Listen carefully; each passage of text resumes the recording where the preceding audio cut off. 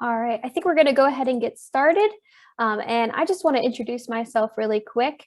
My name is Madeline, and I am the NSHSS Alumni Development Coordinator. So you're going to be seeing a whole lot more of me if you haven't come to any events where I've been attending. And I'm going to be doing a lot of work with our leadership groups, our fellows, alumni, our collegiate council, and our ambassadors. So I'm really excited to get started with you all. And now I would like to turn things over to our guest today, who is our scholarship winner, Emily. Yeah, would you like to introduce yourself? Yes. Hi, everyone. My name is Emily Smith, and I'm the current NSHSS Collegiate Council Executive Board President. So that's a connection that I have with NSHSS, but I am the scholarship winner of the Collegiate Council Scholarship, where I was actually awarded $1,500 at the Atlanta Scholars Day. Just a little bit of background information about me. I am a senior at the University of Hawaii at Manoa, and I currently intern for the Hawaii State Capitol doing communications work, as communications is my major. And in the future, I hope to attend master's schools. So far, I have gotten into Johns Hopkins and USC, so I'm super excited about that and can't wait to see what the future has in store for me. But other than that, going into the scholarship that I won, as I mentioned, I won the Collegiate Council Scholarship, which basically talked a lot about community involvement within your community, whether that be your school or volunteer work that you've done or any professional experiences that you've had, but also what connections you've had with NSHSS and being a part of the Collegiate Council member. So it really talks about how you have engaged with NSHSS and what you have done for this organization, as well as outside in your community as well. Yeah, I love that, Emily. That's awesome. So my first question would be, how did you find out about this scholarship? I know there are multiple avenues that people tend to find them. So I was curious for the NSHSS scholarship specifically, but if you've also ever applied to any other scholarships, what is the way that you go about finding that information? Right. I think it's sometimes just about simply seeking out scholarships. So the way that I found out about the Collegiate Council scholarship was through the NSHSS website on their scholarships tab. So my suggestion would be to frequently look at that tab because NSHSS will refresh and put more scholarships up every now and then. So that's exactly what I did for this scholarship. But as for other scholarships, all I really do is search up things that I'm interested in. So for example, I'm really interested in volunteering and going out into my community and doing community service. So a lot of the scholarships that I apply for are oriented around that because that's something that I know that I have my strengths in and something that I'm passionate about. So I would definitely say that, research things that are very specific to what you like and what you do. I think that's really good advice. And I guess in terms of that, once you've found this great pool of scholarships, and there are an infinite amount of opportunities out there, how do you narrow down? I guess, what was your thinking about narrowing down on which scholarships to actually apply for? Right. So first, what's really important is making sure that you fit the requirements. A lot of people will apply for scholarships not reading the full requirements and won't end up getting the scholarship because they just didn't read the website. So that's a great way to just make sure that you're eligible for the scholarships and that you're not, wasting time potentially applying for scholarships that you weren't able to apply for in the first place. But then also it's just looking at the requirements and what you're able to fit into your schedule. I know that some scholarships, I applied for the Coca-Cola scholarship back when I was a high school student, and that was a $20,000 scholarship. And I went through the whole process of sending in my resume and then sending in some work samples of things that I've done, as well as just some descriptions about the projects that I've done before. And then after all those steps, I had to do an interview on top of that. And so that was a really lengthy process, but it's something that I had time for when I was a high school student. But now if I had the opportunity to for that scholarship, I probably wouldn't have the time to go through that entire process. So it's really making sure that you have good time management as well.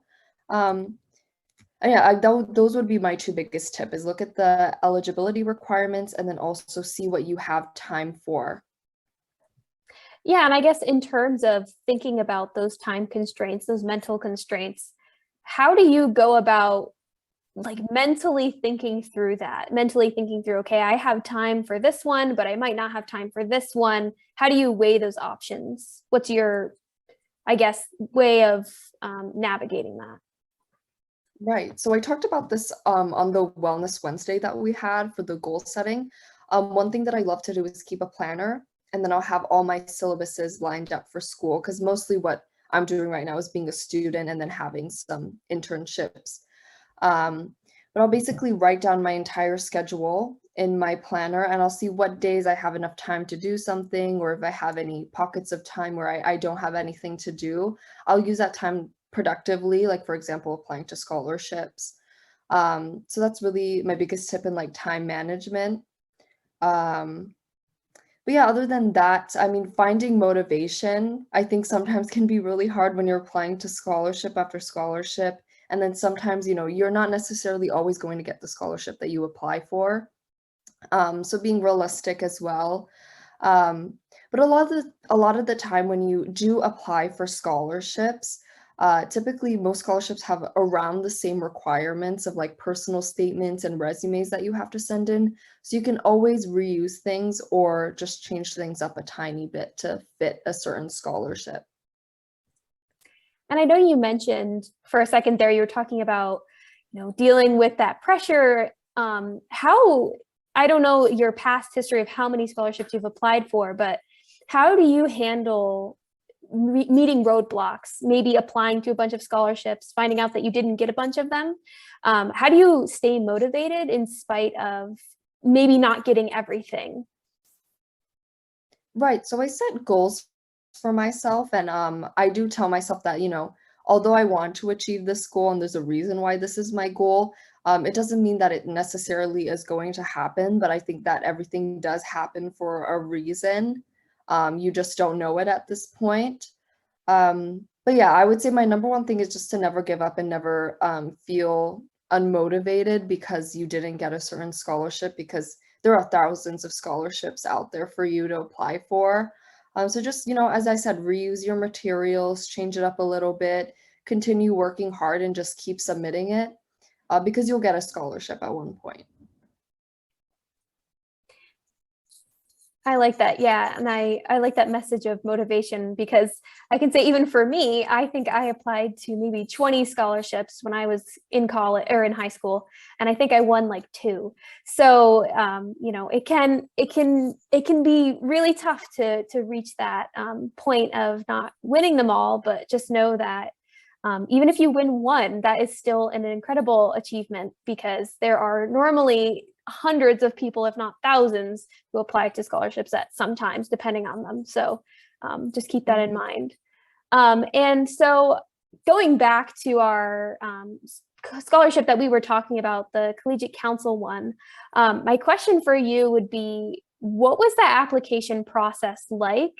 Were there any special steps or considerations that you had to go through? Some of our attendees here today might be in Collegiate Council, so I guess just thinking through those, that side of it all. Right. So I would say that to this application, there were 2 sides. I talked about this earlier on, but one was about community involvement within your school or volunteer work. And then the other aspect of it was, what have you done for the Collegiate Council, or what have you done with NSHSS? And this is why, you know, especially at Atlanta, when I had the chance to speak at Scholars Day, I specifically talked about how important it is to take opportunities that are given to you. And that's really the main thing for this scholarship, is what opportunities have you taken to not only better your community, but better the community within the Collegiate Council or within NSHSS. And so what I talked about during this section was not only about being the executive board president, but what I've done as the executive board president, because I think anyone can have a title, but it also takes initiative as well. That's what they look at. So one thing that I specifically highlighted in this application was the time that I entered the webinar for the Asian American and Pacific Islander Month. And this was a webinar that was specifically close to my heart because as an Asian immigrant, you know, I understand the certain struggles that people go through being Asian. And also I was able to contribute to the conversation that NSHSS was having with their members and with the public that it was open to. So that's something that I really engage with NSHSS in. So I would say really just find that one thing where, you know, you just help volunteer or help contribute within the Slack conversations. That can really help as well. And then on the community aspect of it, I just did a lot of volunteer work, such as I started my own volunteer organization called Lend a Paw. So this organization provides goods and services for animals in need. But I also created my own educational materials that had reached to over 70,000 students in both Hawaii and Japan. So I was really involved in my community in that sense. So as I mentioned earlier on, just looking at the requirements and making sure that you fit within these categories can be really useful. But as I said, you have this whole year to probably prepare if you want to apply for this scholarship. So I would just say take all the opportunities that you can within your community and within NSHSS as well. Yeah, and I would like to put out there a question. Oftentimes I'm asked by people, well, how do I start? Because they know they can do all these things in our leadership groups, but what's the starting point? What would you say to them as to how they can kind of get their foot in the door?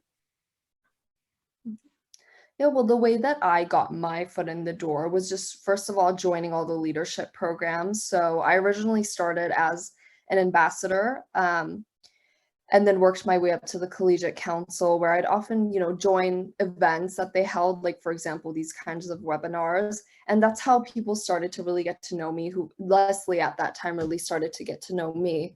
And I'd frequently just be in contact with the staff, asking them questions or ways that I can contribute more. And then that's when I got the opening of the Collegiate Council president.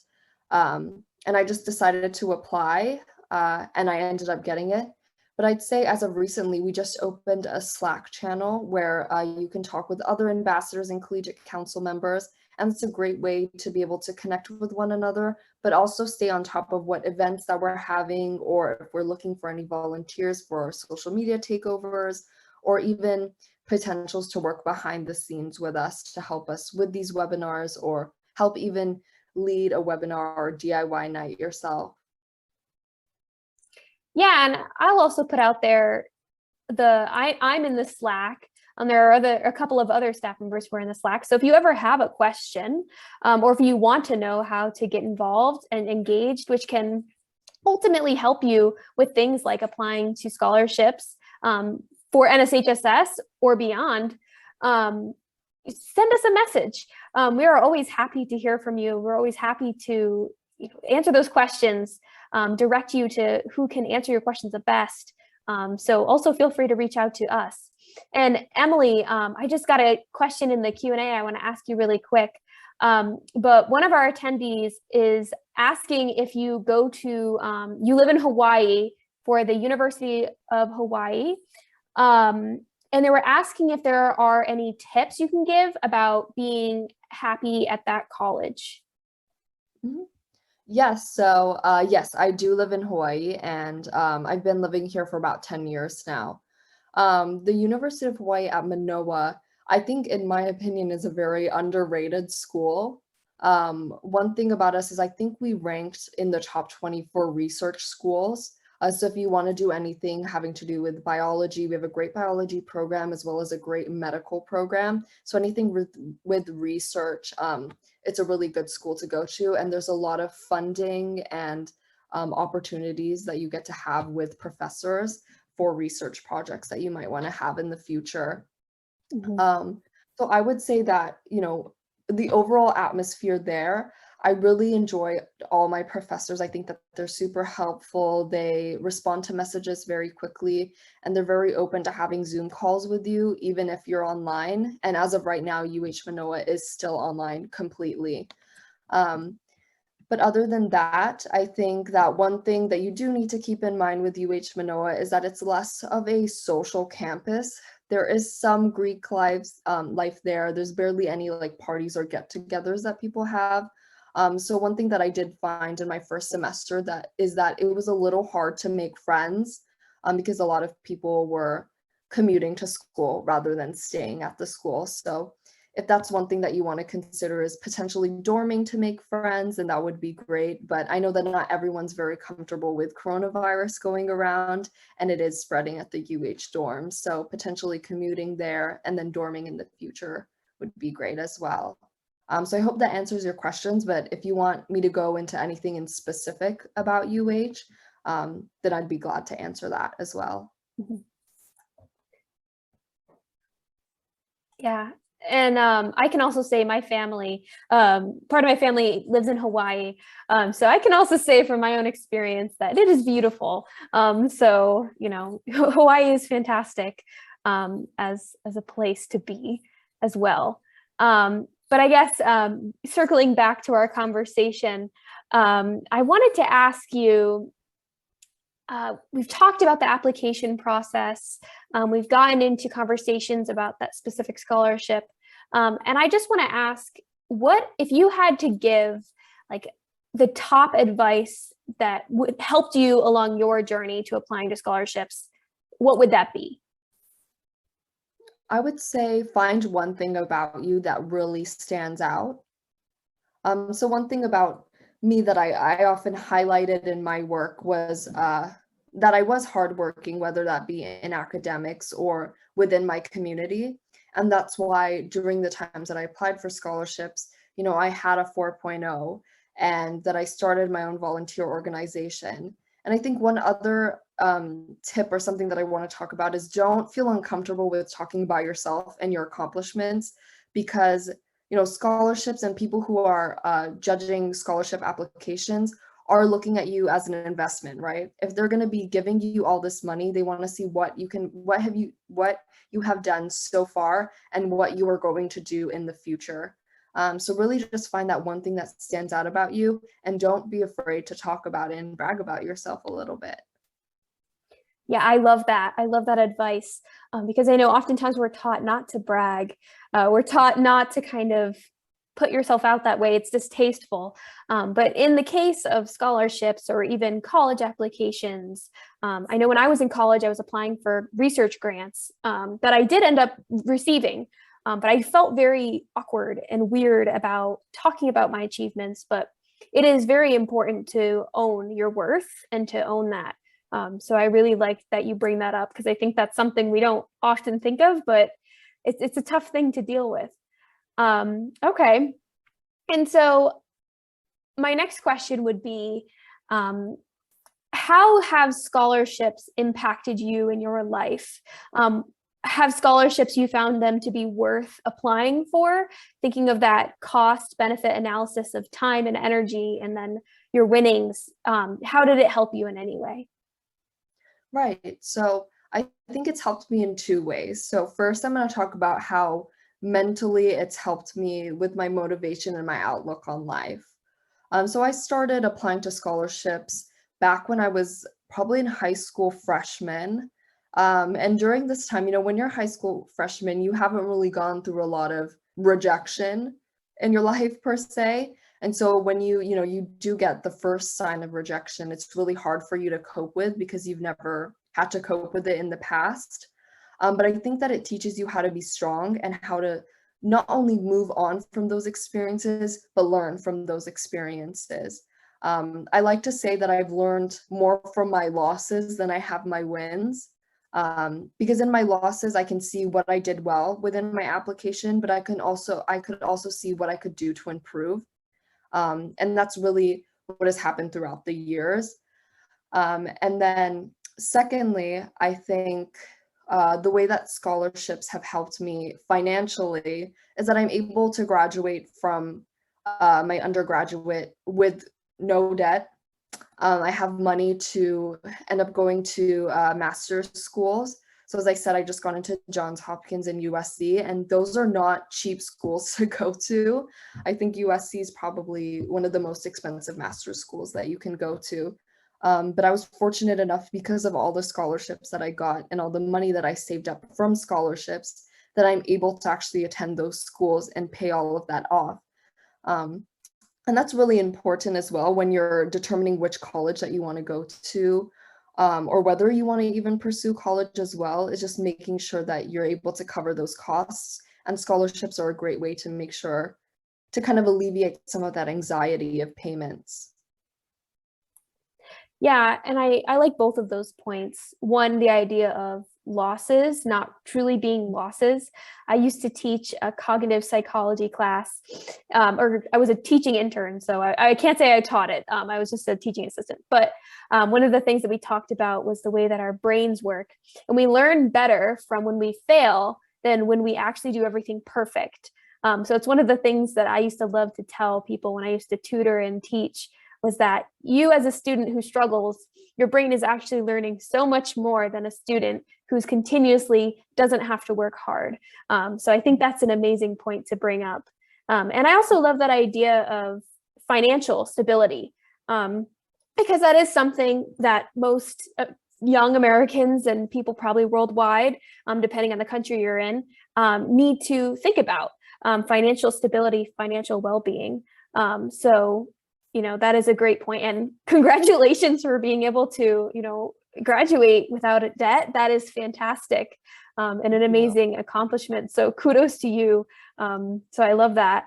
And I guess my next question would be, as we're thinking about applying and making ourselves the best candidates possible, what are some opportunities or types of opportunities that you would suggest students in high school, or even college if they're applying for the Collegiate Council Scholarship? What sorts of opportunities are the best, you think, for building that resume and making yourself look like the best candidate? Right. Well, I think scholarships, college admissions, and beyond even finding a job, one thing that everyone looks for are leadership qualities. And so I think what's really important is taking those leadership roles within your school, within community service, within NSHSS. So one thing that I did during my time in school at UH Manoa is that I was the chapter president of the National Collegiate Scholars organization, where I really helped out within my campus. So that's one way that I took a leadership position within my school. And then within my community, as I mentioned, I started my own volunteer organization called Lend a Paw. And then within NSHSS and within kind of academics, I've been a leader through helping mentoring people throughout this organization. So I would really say just find ways that you can be a leader within your community. And obviously that doesn't happen overnight. You have to work really hard, and you have to start somewhere. And just know that, when I first joined NSHSS, I didn't just start as a president. I started as a member. I wasn't even an ambassador yet. And then I worked my way up. And that's the most amazing thing about leadership, is that it shows your resilience, it shows how hard that you've worked, and it shows your dedication to what you're passionate in. Mm-hmm. I like that. And I will put out there that leadership qualities are highly sought after in today's world. So definitely kudos and stars and everything else to that answer. And I guess kind of rewording a question we got in the chat, they were asking, how did you make your application stand out? So were some of that the leadership qualities, or what else do you think helped you in your application? Right. Most of the time when you send in an application, whether that be in scholarships or college admissions, one thing that you're going to have to do is write a personal statement. And this is the moment where you really can stand out.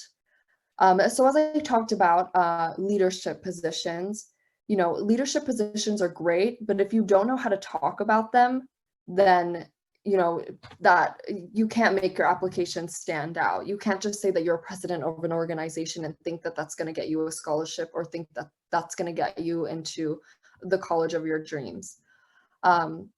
So one thing that I did within my personal statements that I often give advice to other people writing theirs is that to make it personable and to make it more of a story rather than you just listing facts about yourself.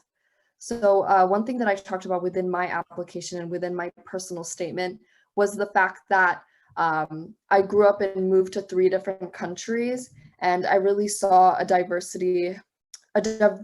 amount of people.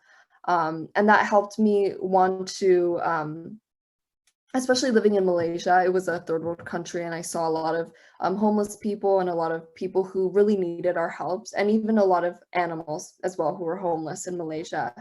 And that really shaped my perspective on helping people who weren't as privileged as me, and using my voice and my privilege to be able to speak up for other people. And so I think that's really what helps me stand out, is my story. And that's really something that I recommend all of you to do, is like look at your story, look at your background, look at the way that you've grown up, and how has that shaped the way that you think and what you do for the community. I love that. And I love that story that you brought up, because as someone who's reviewed applications and things like that, not for scholarships, but for other things, you want to pull at the heartstrings of the reader. You want to make them like you as a person. I used to grade essays and creative writing pieces, and I would say that you want to make your scholarship application, your personal statement, read well. You want it to read, I don't want to say lyrically, it doesn't need to be a poem or a super, invested lyrical piece of prose. But what I'm saying is that don't sound robotic. Don't sound boring. Write interestingly. Write about yourself and kind of weave a story that makes you seem more well-rounded and can give people kind of like a snapshot into your life or you as a person. Because it's great to just list off all of your accomplishments and your achievements, but it's better if you can do that in a way that is very organic and natural, because it'll make the reader want to keep reading. And when you just start reading a piece that's just, I did this and I did this and then I did this and then I did this, your brain kind of shuts down because it's hard to stay interested while reading that. So while I wish that biases like that did not affect scholarship applications, they do. So definitely consider that aspect of even the way your piece reads. And I guess in terms of how do you figure out how to make that work, did you like chat with anybody about your scholarship pieces? Did you ask for anybody's opinions? I guess, how did you edit that to get it to a place where you felt comfortable in saying this represents me? Mm-hmm. Yeah, so during my time in high school, I often worked with a college essay coach who would help me on not only my college admissions essays, but also my scholarship essays as well. And that was very useful to me, but at the same time, not everybody has the money to spend on a college essay coach. So one thing that I did was, one thing that I have done throughout college has been ask my professors, and then also, of course, you can ask your teachers as well if you're still in high school. But that was super useful just to get a second opinion. First of all, they helped check my grammar, which sometimes you skip over stuff like that. But other than that, they've also helped me kind of gear my essay towards a specific question. And then I think one thing that you forget when writing an essay, especially about your life or what you've done, is that we tend to assume that the reader already knows who we are because we know who we are. But you really have to be descriptive within those essays. And yeah, that would be my biggest advice, is make sure to ask a teacher or something to read your essay to make sure that, first of all, it's grammatically correct. And second of all, that everything makes sense and is laid out properly. Yeah, definitely. Grammar is really important, especially if you're applying for a scholarship. You don't want to have any silly spelling mistakes. I used to grade pieces. I used to work with international students. So if you may be from a family that necessarily maybe English isn't your first language, or you just generally struggle with grammar, you could also reach out to some friends, some family members who may have a better hold on that. I think when I was applying to scholarships, I asked one of my aunts to read over it, because I felt like she would give me an honest interpretation based off of knowing me. So definitely use your community. I love that idea of professors. I've never thought of that, but I think that is fantastic, because they are probably the best resource that you could use. All right. And so moving on, I would kind of like to ask some questions about your personal timelines, I guess. How long do you spend on essay applications?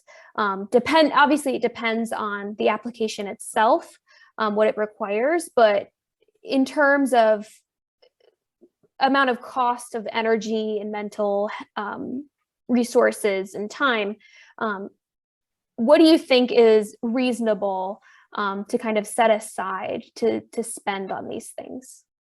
Right. So first, I just want to open up the floor and say I've applied to so many scholarships that now they don't take me that long to do because I have all the materials set up for me. So that's a great thing about applying to multiple scholarships, is the fact that you have materials and you don't have to spend that long. But other than that, I would say, first of all, make sure that you're looking at the deadline of when you need to submit your application, and make sure that you're submitting it at least like 3 to 2 days beforehand, just in case anything bad happens within, sending it in, it doesn't submit for some reason. You just want to make sure that you don't have any issues with submitting it actually, after doing all that hard work. But other than that, I would say for my personal statement, it probably took about 1 or 2 days to be able to type out. I would say I worked on it for about 3 hours each day, and then I sent it over to a professor. They got back to me really quickly, and then I just made those changes, looked over it once more, and then submitted it. And then as for the other writing samples, this is where it can kind of get tricky, because if you have a lot of writing samples to do, then it'll probably take about a week to kind of finish. But my advice would be like make sure to work on each piece at least like once a day. Like for example, if you have 3 writing prompts that you need to do, work on maybe 1.5 each day, and then you'll be done within a week or so of your application. That way you're not burning yourself out the first day by trying to do everything, but you also have a good timeline of when something needs to get done. I like that idea too, of spending it out across a couple of different days to avoid that burnout. And I think also you tend to catch more mistakes and be able to craft a better essay in general if you spend a more varied amount of time across a couple of days. Okay, cool. All right, everybody. So I want to open up the floor. Does anybody else have any questions about scholarships, about the Collegiate Council Scholarship specifically, or about college? Emily has a ton of experience in many things, so I want to open up the floor. So if any of you have any questions, please put them in the Q&A chat.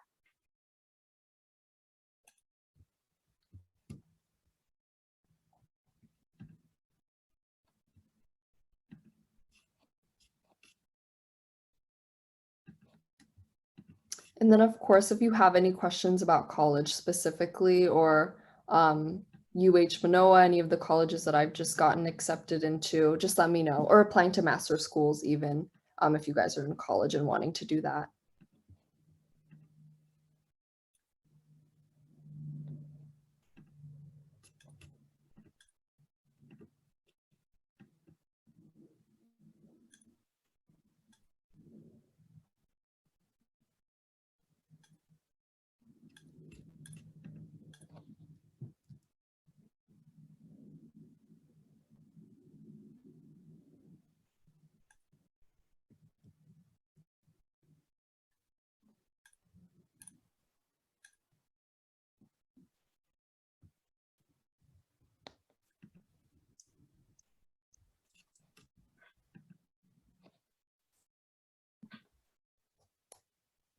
I'll also put out there that if anyone has questions about how to find scholarships on NSHSS's website or anything like that, I'm also happy to show you.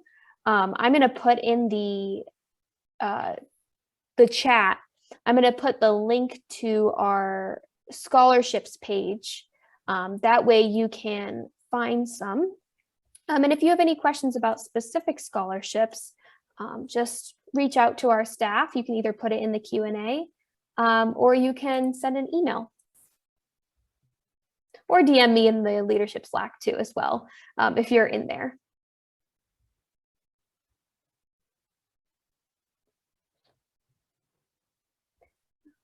And Emily is also our Collegiate Council president. So if you have any questions about Collegiate Council, you can also ask her those things.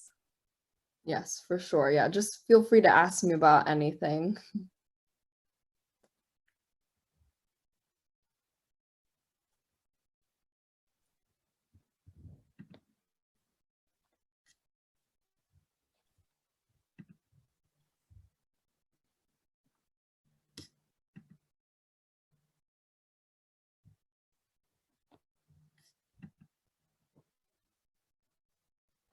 All right, everybody, we're going to give it like 1 more minute. And if you have any questions, send them now. Otherwise, we are going to call it a night.